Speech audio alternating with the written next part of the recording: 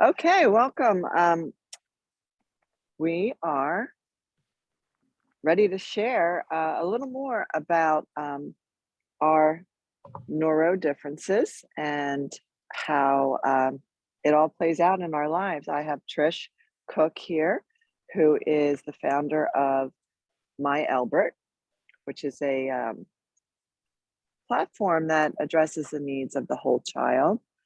And I am blessed with being able to implement that in my classroom. I'm a special ed teacher. My name is Linda Coyle. I have neuro differences, and really all three of us do. I have Laurel Deloney here. She also has a learning difference, and we just want to share how different is good. That's the name of our podcast. Different is good. And there's so much that we're excited about sharing. Recently, we've shared, Tris got to share a little bit of her journey as a person in this world, as a student who struggled like myself because we were not diagnosed.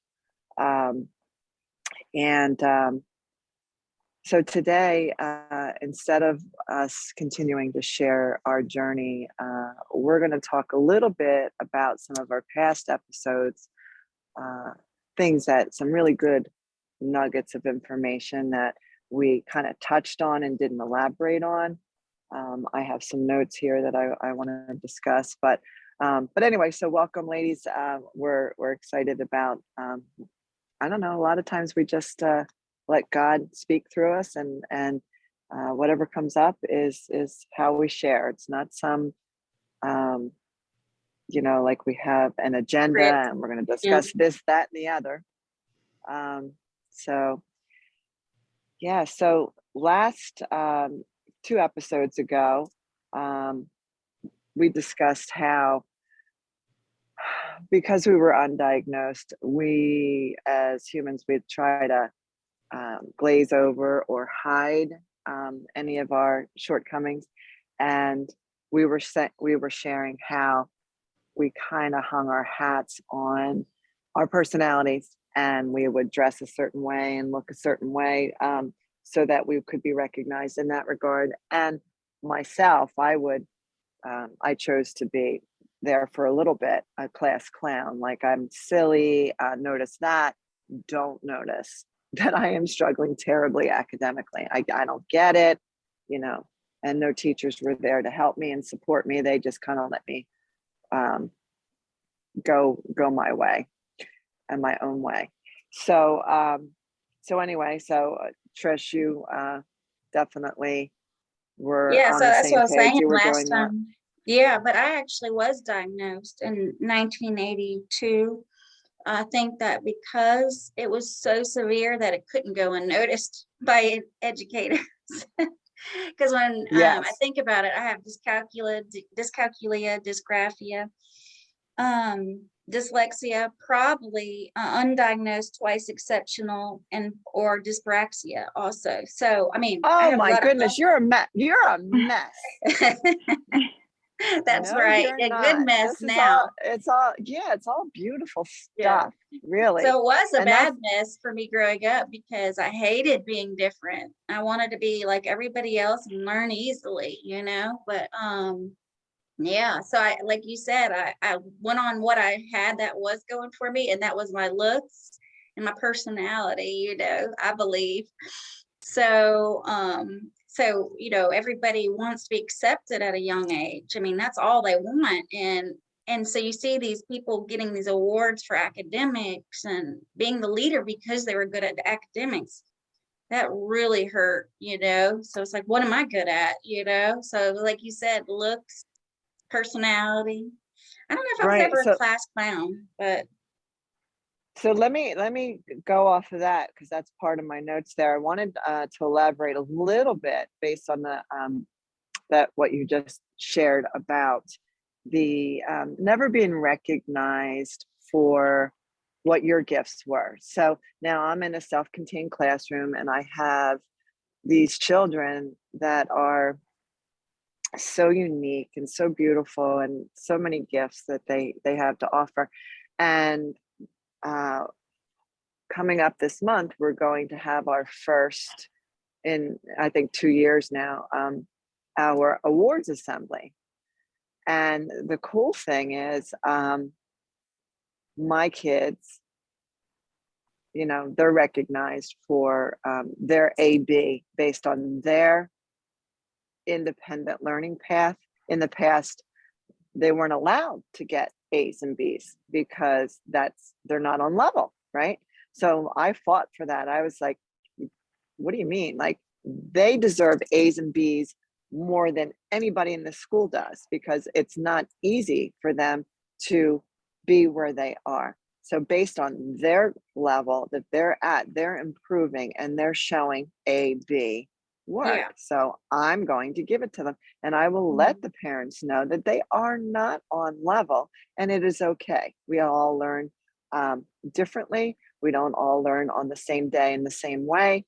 And so long as we're moving forward, they will get to the finish line. And right now they've earned an A and a B. And I tell my students, Yeah. you guys are not on grade level, you know that, right? And neither am I.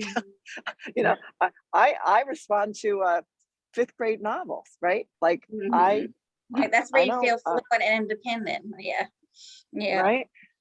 So anyway, so I jotted down, I'm like, let me talk to Trish about, like, maybe we could brainstorm now or in the future, because we're good at thinking out of the box, like, how could I celebrate them over and above the quote unquote, you know. And the other thing is, I'm going to ask them, do you want to go to the auditorium where I will stand up and recognize you to the school, or are you uncomfortable and you want our school family? We can do an awards assembly in the classroom. So I've done that in the past, where I just did it in the classroom and celebrated them among one another. Yeah. So I'm going to ask them, you know, do you want to be recognized in front of everyone, or would you rather? Because I'm not forcing that issue. I definitely, If it's going to make them want to address uncomfortable. that, what you're saying. Yeah. Definitely want to talk about the recognition. But before we do that, can I talk about how I've talked to you before about rubrics, setting rubrics with them on certain skills in a continuum? Yes. Yeah, because of my Montessori background, I think that every teacher should not go by curriculum, so to say, like, do this now. Children are here now. That, you know, like you said, they learn in their own time and way. This not the same, being the same. That Right. instead you have a scope and sequence that needs to be every scope and sequence needs to be leveled and levelized and systematic, right? That you move in their timing with that scope and sequence, but you're setting up meetings once a week with looking at a rubric with them now, because rubrics really speak to somebody, because it's where information is broken down for them in a visual way. Now, unless they have visual processing problems, they will not want to look at a rubric so much, but most of our students do, but want to look at a rubric, because you could say, here's where you are now on the rubric with this skill. Here's where we need to be, and do like set three goals. But the rubric is you conferencing with them to see what those, you know, you got the skill that they need to follow with the scope and sequence, but how are they going to do it is based off their goals that you're meeting with them. And that's on a continuum, right? And the continuum is based off of that child, but you can reference where they were a few months ago and where they are now, and work with them on that, and or where other kids may be. But you know, it's numerically done, so it can be translated into a grade, but I don't think they need to be seeing grades. Well, yes. A by this. That's that Montessori in me. But yes, and I would love for, thank you for mentioning that, because that, I forgot for a second. I would love to eliminate A's, B's, C's. I always say to them, you understand, this does not define you. This does not define you. This is just one measure that somebody came up with, and it's what I have to do as an educator right now because it's my job. So just let's just move on and understand that Mhm. here's all of the things that you're doing great, okay, and here's what you need to work on, and we're just going to move forward, and we're just going to, you know, recognize that this is something that we have to do while we're here at school, and let's just get back to what we do in here, which is a lot of Yeah. good stuff. So parting, Um, you're meeting them once a week to go over, you can give them external reinforcement. That's what that is. That's what any prize, any recognition, any award, but don't give too much external reinforcement. Uh, because then they're working for the grade, the moving up a level on the continuum rubric, but just every once in a while you can give like I said, an internal reinforcement. So but that's set with you and them. What is it going to be? What do you like? What are your interests? What do you want me to do? Bring in, I don't know. You said think outside the box. I thought of like bring in a dinosaur like character like man. I I know, see right? this dinosaur walking into this big celebration of this, this one goal. So throughout the day, when I catch them doing amazing things, I Mhm. just like drop everything and celebrate them. And we have these brownie points. And did you really just apologize to your friend without like? Did you really just offer to? Did you really Oh just do? yeah, And I always like point out what I catch them doing. And can you just go give your whole team a point? Can you do that? Because this yeah, is really a cause for celebration. And um, so I just try to recognize them throughout the day and don't necessarily like, okay, today's the awards yeah. assembly and I'm gonna um so anyway, I did do a moving lot of for that too, was recognize the good behavior, like you said, and I make mhm. them think about the feeling. How did it feel? I know you do this too. How'd you feel when you did that? And that's their internal reinforcement that happens, is recognizing, oh, well, I might have been a little sad earlier because I couldn't hold the pencil correctly like everybody else, but now I just did something really good for somebody else. So you see what I'm saying? Like Yes, that's yes. the internal reinforcement. And also that's reappraisal of emotions. You went from sad to happy. That's reappraising this emotion that helps them on an emotional level. See what We've I'm been saying? working on that for quite some time. The importance of self-regulation and understanding Mhm. when you have that self-awareness and noticing like I am in such a mood when I come in because we have our check-ins in the morning. That's our routine. They each have a stick and they put it in these um, bins. And so I can visually see their stick where they are. Do I always go right to it? I have some amazing paraprofessionals with me, and I always ask them to like if you notice that somebody put it in anger or they're overwhelmed, that you have to bring that to my attention so I can address that.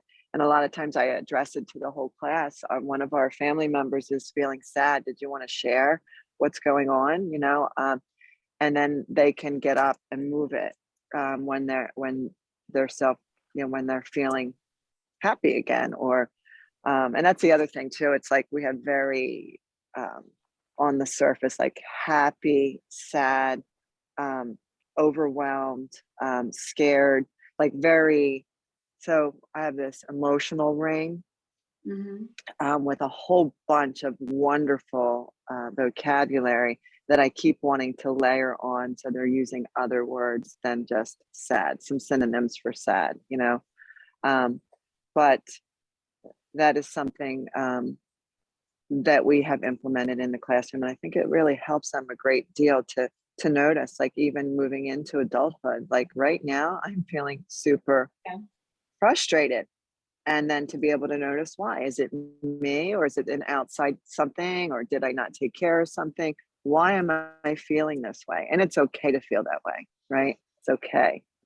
Um, Yeah, I do that a yeah. lot. What So triggered my emotion? Was it something that's happening? If it's some anger or shame that's happening right now, or did it trigger some anger and shame that happened in the past? And then I again realized, oh, hey, I got some anger and shame I got to release.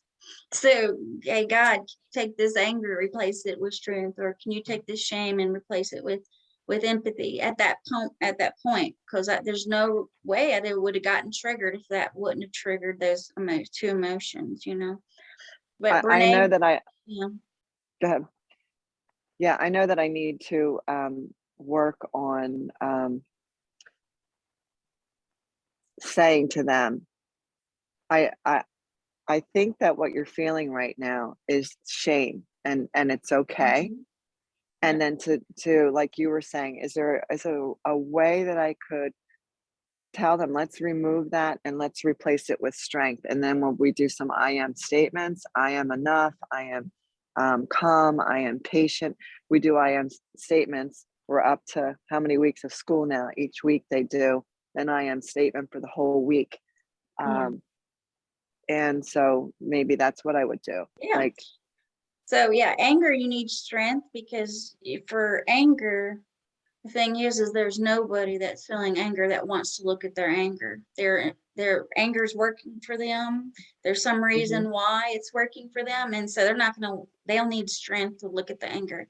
If you got shame, you need empathy, because you're feeling shame because it's something internal inside yourself that doesn't feel enough, that you need to start feeling empathetic for yourself. Now, you probably have been empathetic towards everybody else, which is great too. Love thy neighbor as thyself, but you need to love yourself so you can give more true empathy to those that, if you've got this healed, you got this worked out. I don't want to say, there's a quote from Brene Brown that I just read. It says, you don't lose power by talking about your emotions, and gives you, actually, and your experiences, it gives you more power mhm. by expressing them. And so it's true, when you hold them inside, you're not letting them go. It's coming into your gut. And it hurts your gut microbes. Those emotions hurt your brain. Those emotions actually start to hurt your heart if you're not letting them go. So need to be really sensitive to your environment and how you're treating yourself, like eating right, exercising, doing yoga, meditation, prayer, affirmations, all these wonderful things, because not only are you holding these emotions inside, it's made you hypersensitive and given you possibly allergies to everything in your environment around you. And that's your body screaming at you, saying, I got to heal this anger and shame. I got to heal this anger and shame. You're holding these emotions. It's not, your body's not regulating your systems and Mhm. functions. And So senses that brings aren't me, regulating. it go ahead, finish. I'm sorry. I have so much Okay. that I want to No, I share. mean, we're just something that we talked about earlier. Like, I need to be more conscious of how I treat my body and myself. And the most important time for me is waking up, reading the Bible, and saying my prayer. And this morning, this is a perfect example of what's happened if I don't do it. My mind, I did go work out, but that wasn't enough. It needed that time for prayer and affirmation and revelation and talking to the Holy Spirit and God. So that way my mind was so chaotic when I got back from exercising that I said to you, what did I say? I was like, you're going to have to speak today more, Linda, than normal, because my mind's everywhere. But I'm okay right now. I feel centered right now, but I wasn't centered when I first got back inside and we got on. Was I? Yeah. No, you weren't. But we did pray before we started. So I think that Yeah, God that's stepped in. probably true. But anyway, so we were chatting about, well, I didn't share with you that my principal came in, and um she was sharing with the vice principal that she just really appreciated my lesson, and that that everything was hunky dory. It was Is like this the all math great, lesson or another lesson? I feel like yes. you were just So observed for that. yeah, oh yeah, it was the math lesson, and Oh, yeah. so she shared that she was pleased, and I said, I have to just turn it around, though. It's really not me. I said, it's the fact that you trusted me to teach the kids, and you listen to me. You are allowing me to slow down and not just follow a certain agenda and move on. Like, you exposed them, move on.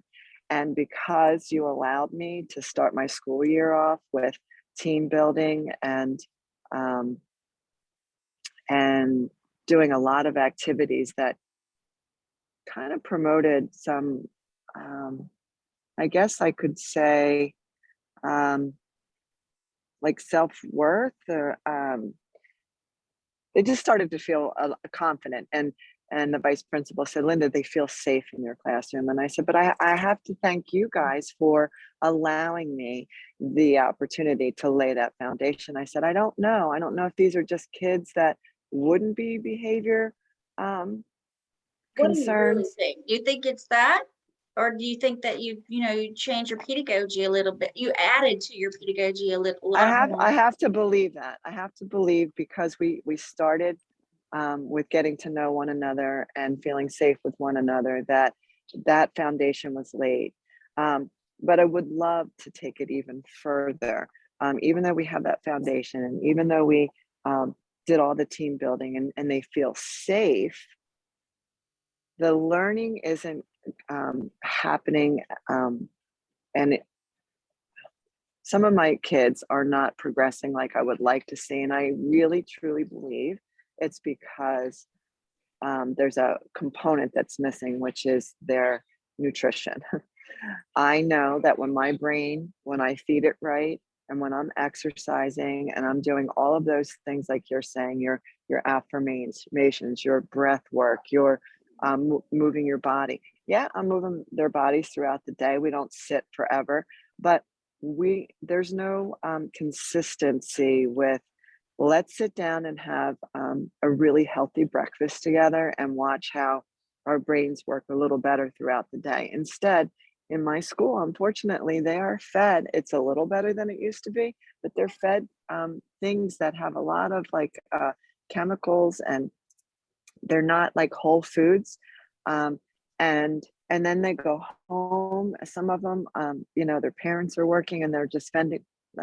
They're just kind of grabbing whatever they can. And then I didn't even mention the fact that they are obsessed with video games, and they spend hours playing video games, and they stay up late. There's no regulation about what time they go to bed. So they're tired, and they're not fed well. And so I would love, when we discuss about how we want to teach the whole child, like, that's part of them that needs Yeah, I would. support, you know? Yeah, we definitely will talk more about that because that's going to create a lot of change. And, for me, I think about you're in a public school and I was a Montessori teacher, that we had a newsletter that went out and it said, bring snack. And, it had only bring these healthy snacks. And Right. so, during the day, we either did a community snack where we all sat down in a circle and ate together, but most of the time we had individual snack and snack table where they can go get and eat whenever they were hungry and ready. So they can eat consistently throughout the morning and afternoon and stuff. So, yeah, we definitely need to talk more about that. And Right. when I you're like when you're that. saying bring in snack, they're showing them examples of what's healthy and what's not. Don't think I wouldn't put on there on a newsletter about sleep. Don't think I wouldn't do that, and or regulating the amount of time on any technology. Because there's Wow, you know what? technology. I Yeah, got away from doing my newsletter, you know? it's a Quite lot of work. honestly, in Can the you put one past, of yeah, in your the past work? it was overwhelming for me. Yeah, I it's a didn't like lot of my work. handwriting. Technology wasn't a huge part of my life at that point. So now, because I type quickly and I use technology efficiently, I think I'm gonna get back on that. And they can help Um, you with the newsletter because we were talking about how much they love technology, your students, and be a part of that process. And or your Wow. support This is staff this can is help you with wonderful. that. And they can research healthy foods and how much sleep they need to get per age and how much tech time is considered too much for their age. And that's good research too. But you're right, that is Well, the missing that is, and we can component. turn That that is a into a whole math major lesson and everything component. of, What did I tell you? I couldn't get on. I told you I could not yeah. speak and get centered today. Well, your students are coming uncentered, not balanced, equilibrium in the thymus and the mind, high heart mind. Yeah. Well, I have one student that he falls asleep a couple minutes into the lesson. I Mhm. mean, his face is so full that his eyes are almost shut. So I could sometimes I can't even like, are your eyes open? Or yeah, so he starts to like fall forward, like he's And falling you ask asleep. him how So much I just, sleep he's getting each night, and what does he say? oh, it's so funny. One time I was like, so what time did you go to bed? And he goes, 9. I said, what time did you go to bed? He goes, 10. I said, what time did you go to bed? He goes, 11. He got Oh up at no. 12:30. I said, anytime after 8 is too late. I said, your bodies, we've done the research. You need more than like 10, It's 11 12. I hours at think your it's age. teenagers, it's like 12. Listeners might not know this. Linda has a neurodifference as well as myself. She teaches self-contained classroom of special ed students about 5th to 8th grade. Laurel's an independent tutor. Myself is the same. And so I was going to tell you, you told him that, but you know what else I think of? What I trained, a little bit of Laurel on with her Laurel on Friday was if you got shame, your body becomes hypoactive. So keep that in mind. Because remember, we assessed that student beginning of the year, possibly. I don't know who it is. Don't say their name. But we assessed them to Yeah, see how much anger and shame. You might want to look back at that because shame causes hypoactivity. right. Remember, So it's the that parasympathetic causes the nervous obesity. system. Yeah, Yes, the parasympathetic nervous system that it can go too active. Okay. So it's great from the parasympathetic, the sympathetic system is anger, and it can be the most activated and the most activated easy in children. But when the anger is not working for them, they go into the parasympathetic to regulate to try to get to normalization, where sometimes they get past that normalization period and become lethargic and hypoactive. And that's the shame, of course, again. So and then they get into shutdown and they get into freeze state. Does he get into shutdown and freeze sometimes? well, I wouldn't say like he's so respectful, like we have a great little relationship, but he'll even say, he goes, I'm not learning that word. And it's like he's just like stuck because he has It's a stuck, story in his head that freeze, he shut down. can't. Yeah, shame. Yeah, yeah. Now, Laura, I know you're writing And notes. That's so the polytheagal theory. Polytheagal. It's that normalization. It's that normalized. uh, so I also have jotted down here discussion about toxins in brains and the way kids feel during the day. So this is very on topic, correct? We're talking about the fact that they're not eating well. The toxins come from the foods that they eat. Yeah, that's right. When we talk So about toxins in proteins start to brains. build up in the gut-brain axis, and then your synapses won't fire as well. And so what happens is hormones get set off, and they're not being able to regulate. So they don't have the proper amount of dopamine, serotonin, so on and so forth. And so that way they could become depressed. So just think about it. You're going home, you're not eating right, you're playing video games, you're staying up late, and you have neurotoxins that are building up in your brain, and then you're not being able to, your hormones aren't regulating, your synapses aren't firing as they should in certain areas of the brain, and your learning is is going at a deficit, type level, where you said none of your students are on a grade level, they need to really watch what they eat, not eat things with high preservative, high GMO, added food coloring. But even dirty foods, even the ones that are healthy, they just need to have organic. They need to have, let's see, not too Well, many. it's an expense, right? So, Um, so that's a very expensive way, right? So, gosh, that yes, would be a huge thing to take on. Like, okay, let's look at our budget. How are we spending our money? yeah, Can we shift money over um, to the food, right? Let's hire yeah, my sister. That's an amazing chef, and let's get her to cook for the whole school so we can all be mhm, healthy together, right? That would be such an amazing thing. And then also, we talk about the sleep, but I forgot to share that my one student said that I go home. I said, "What do you do?" Is the minute you get home, he goes, I go to sleep. So he sleeps, then he gets up and he snacks and he eats whatever he wants to eat, and then he plays video games until the wee hours. And then yeah, and then his mother wakes him up and gets him out the door, and then it's a cycle all over again. And he falls asleep in the middle of class because he didn't sleep, and then he goes home and takes that nap. So it's this vicious cycle that he has, and he's not the only one. Um, so, and of course, depression, sets in. Like he doesn't say that he's sad, but yeah, it's really just quite a challenge. And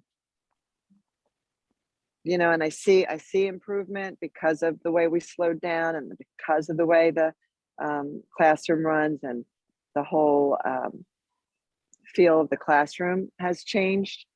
But there's still so much room for improvement. I'm afraid I'm not going to get there before I retire. oh, Yeah. you will, I believe in you. Well, okay, we're gonna have to actually Well, cut it short a little bit unless you have yes. any points you wanna No, make. no, there's plenty more that we can talk about, but it's important to elaborate and put closure on each part of what we wanted to share. And I think that was um, a great session that we had, just simply thinking about just that part, the fact that kids need a good night's sleep, the fact that they need to eat well, and what can we do to encourage that. So moving forward, we'll Mhm. um, maybe together create a letter that we want to send home to the parents.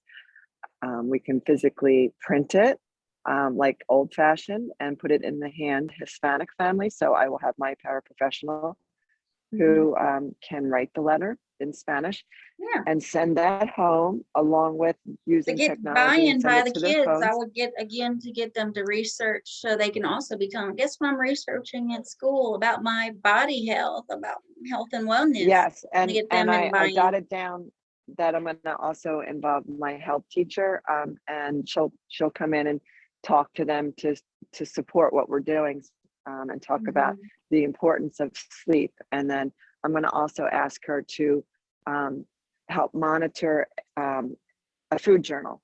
Let's just start jotting down and notice what it is that we eat. And let's talk Yeah, about what we're missing and yeah, what we could take away and what we could yeah. add. And Now, we'll if go they're from bringing there. food in, you'll have to get, your list of allergies. And, a lot of your kids are, they're gonna have hyper sensitivity. So there's certain textures they're not gonna want to eat and they're not gonna want to experience. So just be aware of that too. But you know that. Yeah, yeah, absolutely. Okay, Okay. well, bye guys. I'll be talking to y'all later. It's fun. Okay. All right. Bye. Have a wonderful Sunday. Bye. Bye, Laurel. Bye, guys.